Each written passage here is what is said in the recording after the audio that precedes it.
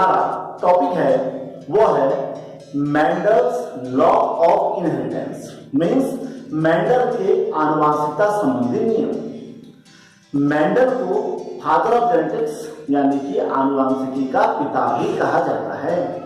Mendel ने आनुवंशिकता संबंधी जो नियम दिए थे तो उनके आधार पर मेंडल को आनुवंशिकी का पिता कहते हैं। आनुवंशिकता का मतलब होता है एक पीढ़ी से दूसरी पीढ़ी में गुणों का जाना।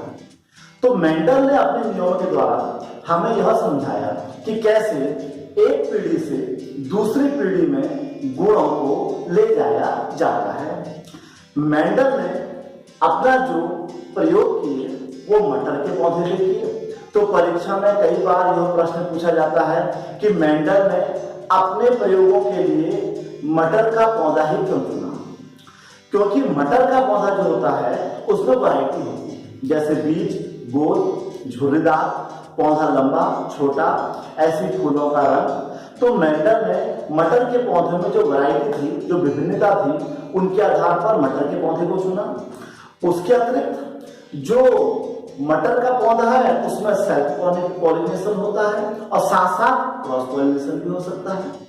मेंडल का जो मटर का जो पौधा होता है वह एक वर्षीय यानी कि एनुअल होता है, उसे कहीं पर भी आसानी से उगाया जा सकता है।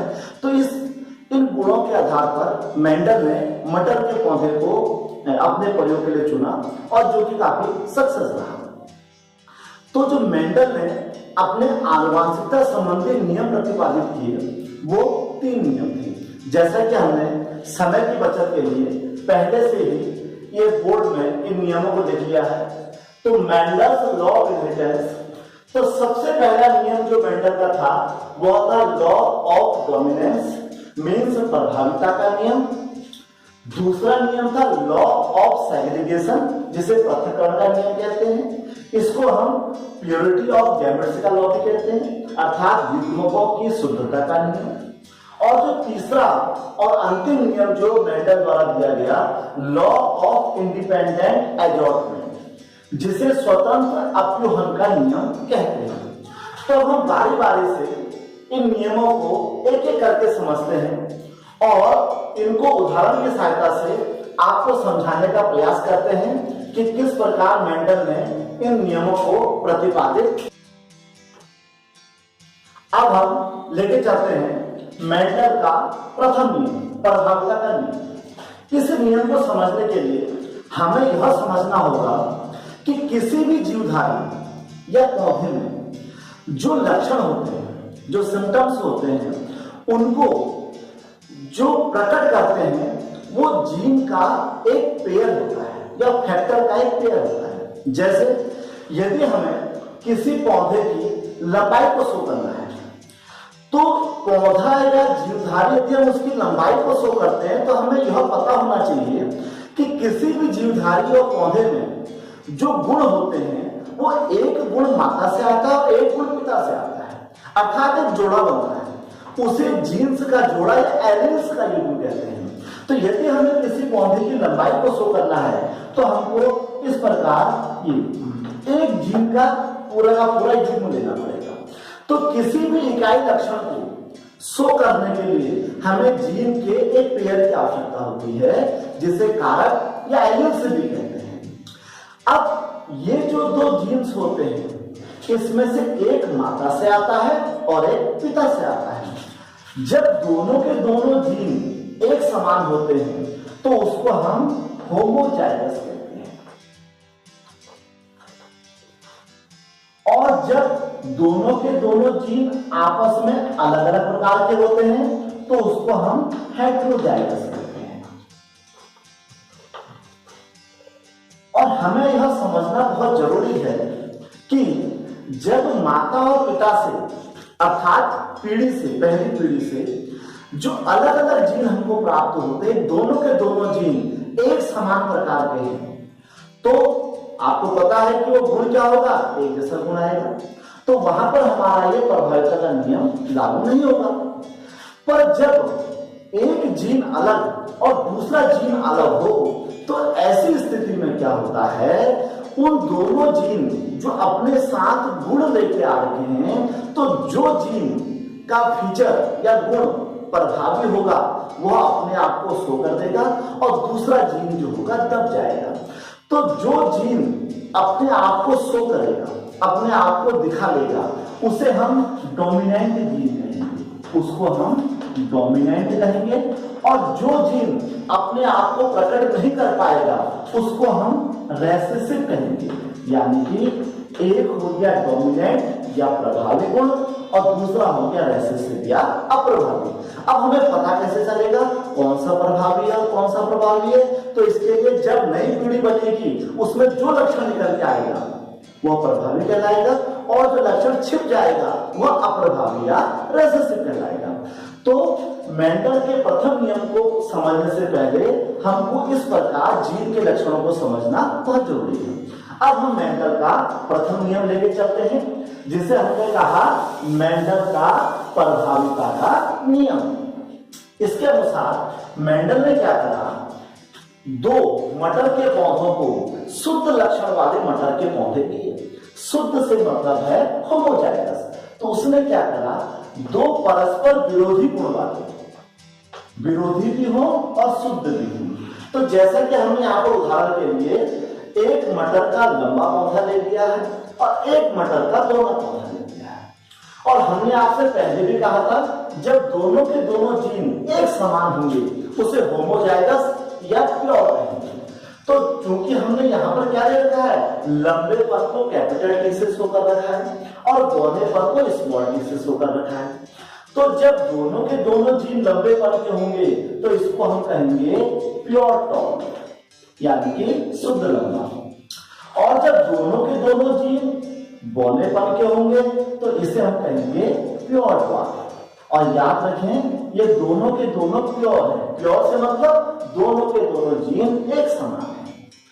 और जब मेंडल ने इस प्रकार दो भिन्न भिन्न लक्षणों वाले शुद्ध पौधों का आपस में क्रॉस कराया। और हमें यह बात हमेशा याद रखनी चाहिए, जब भी दो प्योर जातियां आपस में क्रॉस करती हैं तो हमेशा कौन सी जनरेशन बनती है, F1 जनरेशन बनती है। अर्थात जब भी शुद्ध जातियां आपस में संकरण करेंगी या क्रॉस करेंगी तो हमेशा हमें प्रथम पीढ़ी प्राप्त होती है। अब हम इन दोनों का क्रॉस कराते हैं। इसके लिए हमारे पास एक सिंपल सा मेथड है जिसको हम यहाँ पर एक बोर्ड की सहायता से बनाते हैं। हम यहाँ पर एक बॉक्स बना लेते हैं, उसके इस प्रकार से 4 पार्ट कर लेते हैं।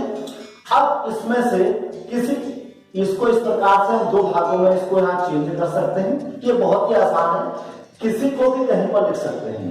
मानो हम इस प्योर टॉल को यहाँ पर लिख लेते हैं और प्योर ड्वार्फ को यहाँ पर लिख लेते हैं। इसके लिए कोई विशेष नियम नहीं, आप कहीं पर भी इसको लिख सकते हैं। एक और आप इसको मेल यानी कि नर करते हैं और एक उसको फीमेल यानी कि मादा करते हैं। अब हम क्या करेंगे, इनको बारी बारी से बॉक्स में भर लेंगे। जैसे ये कैपिटल टी यहाँ पर आ गया और साथ में स्मॉल टी आ गया। ऐसे कैपिटल टी यहाँ पर आ गया, साथ में स्मॉल टी आ गया। इस प्रकार हम बारी बारी से इन 4 बॉक्सों को भर लेते हैं।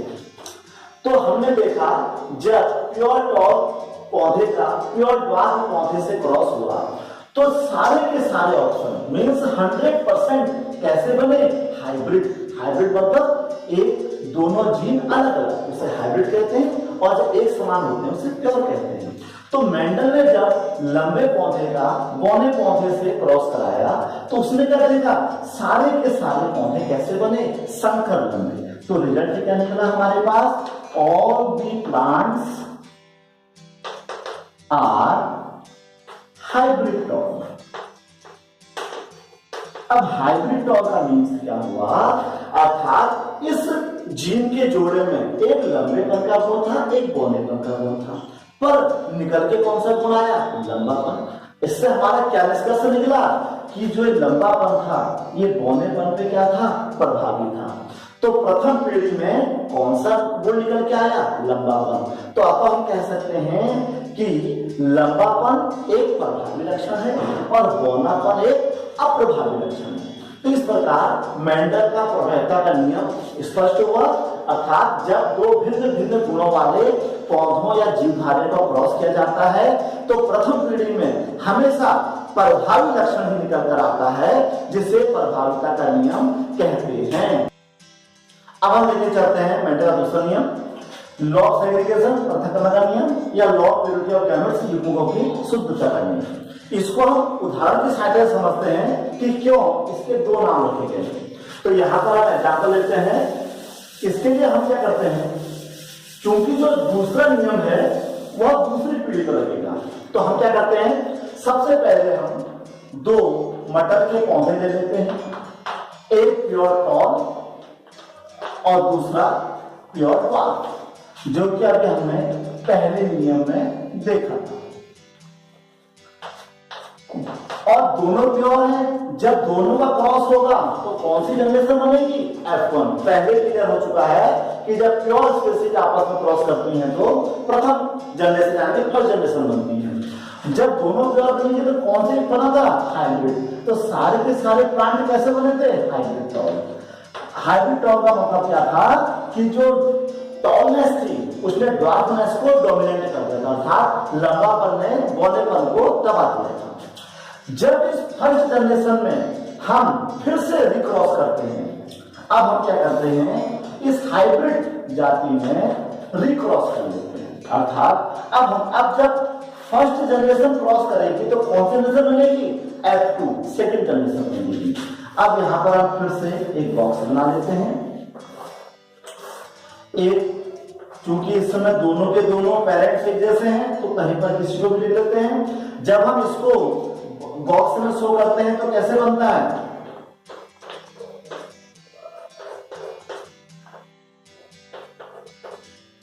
अब हम इसमें देखें। अब यदि हम इन चारों बॉक्स में देखें जो कि हमने दोनों को भर दिए हैं, तो अब यदि हम इसको पूरा का पूरा 100% मान लेते हैं तो देखें 25% कैसा है, प्योर टॉल, मींस ये हो गया प्योर टॉल रेशियो। फिर देखें 25 ये कैसा हो गया, हाइब्रिड टॉल, क्योंकि आपको पता है कि जो टॉलनेस है वो ड्वार्फनेस में क्या है, डोमिनेट है। और ये देखिए 25% प्योर ड्वार्फ, और ये जो 25% है ये प्योर ड्वार्फ। तो इसको हम इससे करते हैं 1:2:1, या पूरे टॉलनेस को एक साथ ले लें, क्योंकि चाहे ये हाइब्रिड है चाहे ये प्योर है, पर है तो टॉल। तो अब हम इसको क्या लेके चलते हैं, 3:1। तो अब हम यहां पर देखते हैं मेंडल ने अपने नियम से क्या समझाने का प्रयास किया है, लॉ ऑफ सेग्रीगेशन, पृथक्करण का नियम। मींस जो फर्स्ट जनरेशन का ड्वार्फनेस थी, तो आप जब पेरेंट्स जो थे एक प्योर टॉल था, प्योर ड्वार्फ था, पर फर्स्ट जनरेशन में ड्वार्फनेस क्या थी, हाई हो चुकी थी, रेसेसिव दब चुकी थी। पर वही ड्वार्फनेस सेकेंड जनरेशन में 25% या 1 के रेशियो में पृथक हो गई, इसलिए इसको पृथक्करण का नियम भी कहते हैं। और प्योरिटी ऑफ गैमेट्स क्यों कहते हैं, क्योंकि आपको पता है कि रेसेसिव फीचर अपने को कब शो करेगा, अप्रभावी लक्षण अपने को कब शो करेगा, जब वो कौन सी फॉर्म में होगा, प्योर फॉर्म में होगा। क्योंकि जैसे ही वो हाइब्रिड फॉर्म में होगा तो उसको प्योर क्या कर देगा, उसे डोमिनेट कर देगा। तो इसलिए जो भी रेसेसिव फीचर होगा वो अपने को कब शो करेगा, जब वो प्योर फॉर्म में होगा। इसलिए इसको law of purity of gametes भी कहते हैं। तो इस प्रकार मेंडल ने अपना दूसरा नियम हमको दिया। अब हम मेंडल का तीसरा नियम, लॉ ऑफ इंडिपेंडेंट अलॉटमेंट या स्वतंत्र अपलोड के नियम को लेते हैं। मेंडल का जो तीसरा नियम है, असल में उसे द्विसंकर क्रॉस या डाइहाइब्रिड क्रॉस कहते हैं। डाइहाइब्रिड क्रॉस से मतलब है जब हम दो ऐसे पौधों या जीवधारियों में क्रॉस करते हैं जो आपस में परस्पर दो गुणों में अंतर है। शुरू के जो दो नियम थे वो मोनोहाइब्रिड थे, मींस हमने दो ऐसे पौधे लिए जिनमें एक डिफरेंस था। अब हम दो ऐसे पौधे लेंगे जिनमें दो डिफरेंस होंगे, इसलिए इसको द्विसंकर क्रॉस, डाइहाइब्रिड क्रॉस भी कहते हैं। और स्वतंत्र अपलोड का नियम क्यों कहते हैं, यह हम नियम के बाद समझेंगे। तो अब हम इसको लेके चलते हैं स्वतंत्र अपलोड के नियम को। तो इसमें मेंडल ने क्या करा, मटर के दो ऐसे पौधे लिए जो परस्पर दो गुणों में अंतर थे। उसने मटर का ऐसा पौधा लिया जिसके जो सीड थे, जो बीज थे, वो कैसे थे, येलो, और दूसरे कैसे थे, ग्रीन।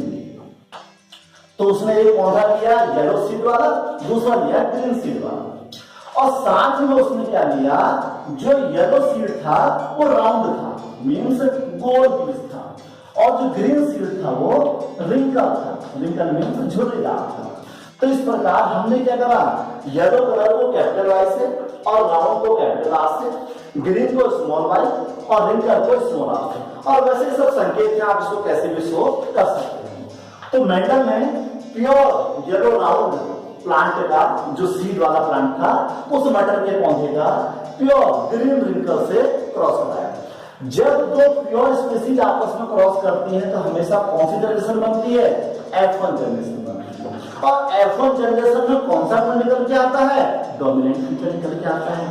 तो एक गुण यहां से आएगा, मीन सीड के लिए एक येलो एक ग्रीन से आएगा, ऐसे उसके सेप के लिए यहां से आएगा और यहां से आएगा।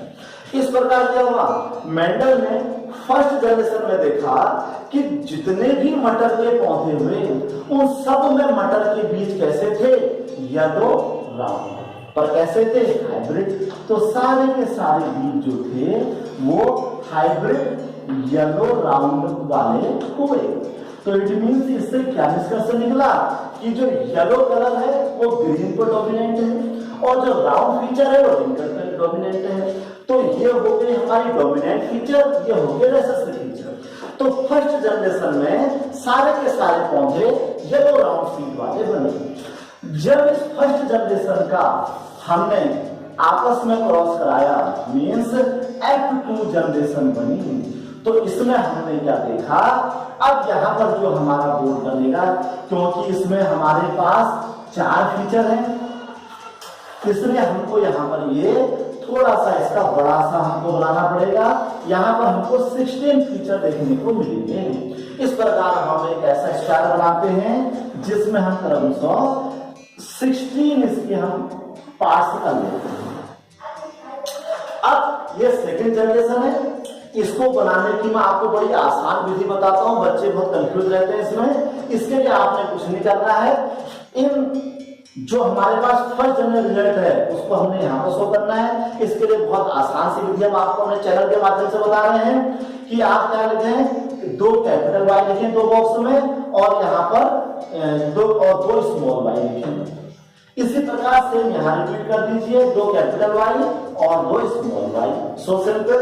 और जो राउंड शेप है उसको capital R small R, capital R small R, same ऐसे capital R small R, capital R small R. This is the easiest way, बहुत सरल सा है, आपने इसमें ज्यादा कंफ्यूज नहीं होना है, इस प्रकार से इनको शो करना है। अब आपने क्या करना है, प्रत्येक बॉक्स में इनको भर देना है। पहले आप इस प्रकार भर लीजिए हॉरिजॉन्टल, ये वर्टिकल, देन उसके बाद हॉरिजॉन्टल कर लीजिए। तो पहले हम इनको भर लेते हैं इस प्रकार, पहले हम सब इनको इस प्रकार से यहां फिलअप कर लेते हैं। हमने समय की बचत के लिए इसको जल्दी भर दिया है। अब हम देखते हैं कि कौन सा फीचर कैसे निकल के आता है। हमें ये पता रहना चाहिए ये डोमिनेंट फीचर है या रेसेसिव फीचर है। तो देखिए, यदि हम सब को भर देते हैं तो देखें, जहां भी कैपिटल आई होगा वो येलो होगा, और जहां भी कैपिटल आर होगा वो राउंड होगा। ग्रीन उसी शर्त को होगा जब दोनों वाले स्मॉल होंगे, और रिंकल तभी होगा जब दोनों वाले स्मॉल होंगे। तो देखें, इसको देखें, यहाँ कैपिटल आर है तो क्या होगा, yellow round, Y R yellow round, Y R yellow round. क्यों, क्योंकि एक कैपिटल वाई होगा तो येलो होगा, एक कैपिटल आर होगा तो क्या होगा, राउंड होगा, जैसे कि आप यहाँ पर देख सकते हैं। तो देखें, वाई के सब capital yellow round yellow round yellow round yellow round, दूसरा देखना ही नहीं है यदि पहला कैपिटल है तो। अब यहाँ पर आइए, Y R yellow round, Y R, यहाँ गड़बड़ देखिए, वाई मीन्स येलो और दोनों स्मॉल आर है, तो मीन्स से क्या हो गया, रिंकल, ये हो गया हमारा येलो रिंकल। यहाँ देखिए, वाई आर येलो राउंड, यहाँ फिर आगे देखिए, capital Y means yellow, small R means wrinkle, इसको हम अलग से कर लेते हैं। यहाँ देखिए, Y R yellow round, Y R yellow round. यहाँ देखिए, अब यहाँ पर क्या है, देखिए 2 स्मॉल वाई आ गए हैं, ये तब क्या हो गया, ग्रीन, इसको हम अलग अलग कलर से कर देते हैं। यहाँ देखिए, दोनों small Y means green R, तो मीन्स से क्या हो गया, ग्रीन राउंड हो गया। अब उसके बाद देखिए येलो राउंड, यहाँ पर देखिए ये क्या हो गया, येलो रिंकल, जैसे कि हमने इसको यहाँ पर देखा था, ये ग्रीन राउंड और ये दोनों के दोनों स्मॉल हो गए, तो ये क्या हो गया, ये हमारा हो गया green wrinkle.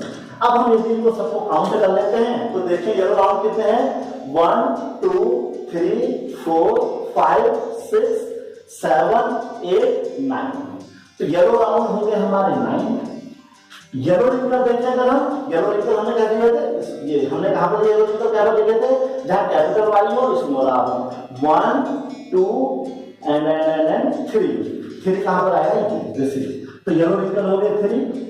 Green round means small Y होना चाहिए और कैपिटल आर होना चाहिए, तो देखिए 1 2 3 ग्रीन राउंड भी हमारे पास 3 है और ग्रीन रिंकल हमारे पास 1 है। तो हमने इस प्रकार देखा कि चेकर बोर्ड था, उसमें रेट 9:3:3:1। इसको हमने इंडिपेंडेंट एडजॉर्टमेंट क्यों कहा, क्योंकि जो येलो के साथ राउंड था पर ग्रीन के साथ रिंकल था, पर सेकंड जनरेशन में सारे कैरेक्टर आपस में क्या हो गए, इंडिपेंडेंट हो गए। येलो के साथ रिंकल चले गए, ग्रीन के साथ राउंड चले गया, इसलिए इसको इंडिपेंडेंट एडजॉर्टमेंट, कोई भी प्रॉपर्टी दूसरी प्रॉपर्टी के साथ क्या है, जुड़ी हुई नहीं है बल्कि इंडिपेंडेंट है। तो इस प्रकार मेंडल ने लॉ ऑफ इंडिपेंडेंट एडजॉर्टमेंट लाया और मटर के पौधे में 9:3:3:1 का उसने फॉर्मूला निकाला। तो आपको हमारा यह वीडियो कैसा लगा, आप हमारे सुझाव हमको सुझाव जोड़ दीजिए और हमारा जो YouTube चैनल है बायोलॉजी विद चारू सर, इसको जरूर सब्सक्राइब कीजिए और शेयर कीजिए। आपके कमेंट हमारे लिए बहुत बहुमूल्य हैं। धन्यवाद।